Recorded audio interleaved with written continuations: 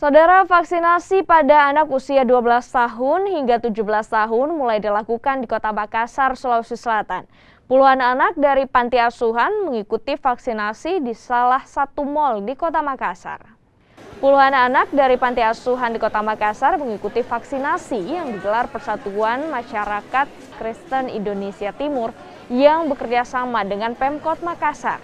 Vaksinasi anak sama dengan proses vaksinasi untuk kelompok usia 18 tahun ke atas, mulai dari jenis vaksin maupun dosisnya. Vaksinasi dimulai dengan screening awal, pengecekan suhu tubuh, dan observasi sebelum divaksin.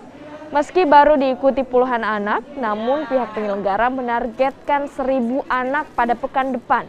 Vaksinasi bagi anak berusia 12 hingga 17 tahun dilaksanakan setelah keluarnya izin penggunaan darurat dari Badan Pengawasan Obat dan Makanan.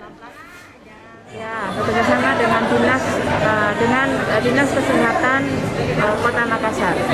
Ibu, ini vaksin ini sudah mulai untuk usia 12 tahun kan?